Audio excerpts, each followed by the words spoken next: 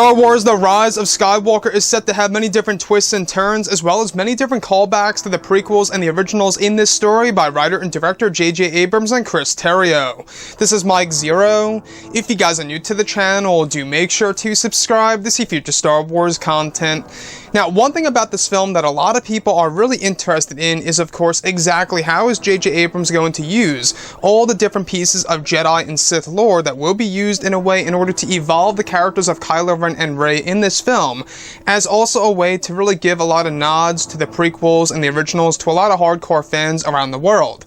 Now, these past couple of weeks or so, we've been learning a whole lot more about this film, and when it all comes down to one of the concept art descriptions, this is where things begin to get very exciting for Kylo Ren, the Knights of Ren, and even Darth Plagueis. Now, specifically, a description of Kylo Ren and his Knights of Ren meeting up in the middle of the Dark Spire. It's explained that Kylo was brought to this location with the help and guidance of Anakin's Force Ghost, that brought Kylo to the shrines of the Sith. It said that this eventually and the Knights of Ren meet up with Kylo Ren in the same destination, where it's described that they are walking through a large room that is said to have dozens of statues of ancient Sith Lords. One of which that Kylo comes across is the Shrine of Darth Plagueis, that is said to stand around 50 feet tall, where the Plagueis statue is holding a staff that is inserted into the ground.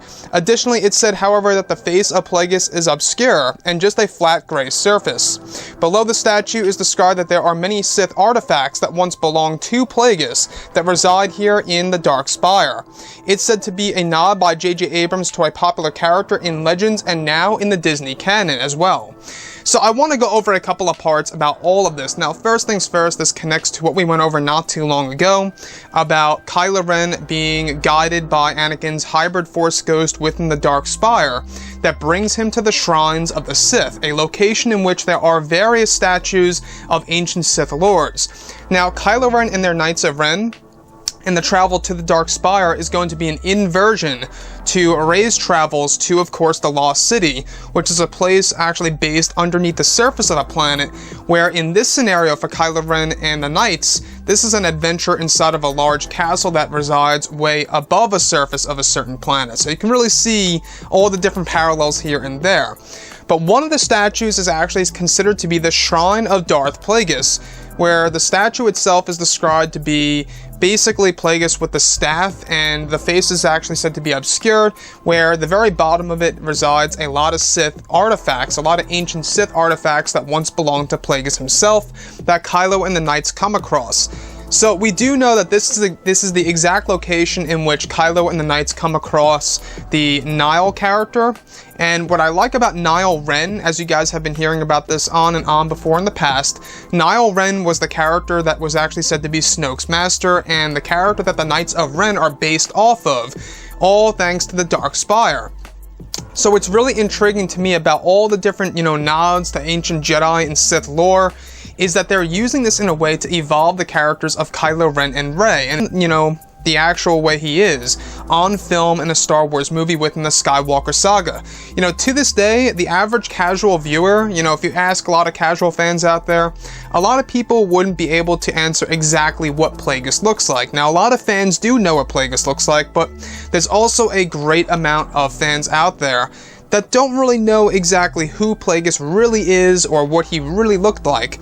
And I think that's exactly what JJ is trying to do, is that since Palpatine is back in this movie in some way, shape, or form, it could very well be that JJ is trying to make us understand a little bit more about Darth Plagueis and the true legend of that character that was told by Chancellor Palpatine to Anakin Skywalker in Revenge of the Sith. Now, not only that, what I really like about all of this is that the Dark Spire seems like a very dark moment in The Rise of Skywalker. It's said to be one of the darkest moments in the movie because it explores the ancient Jedi and, of course, the Sith itself, as well as the origins of the dark side of the Force.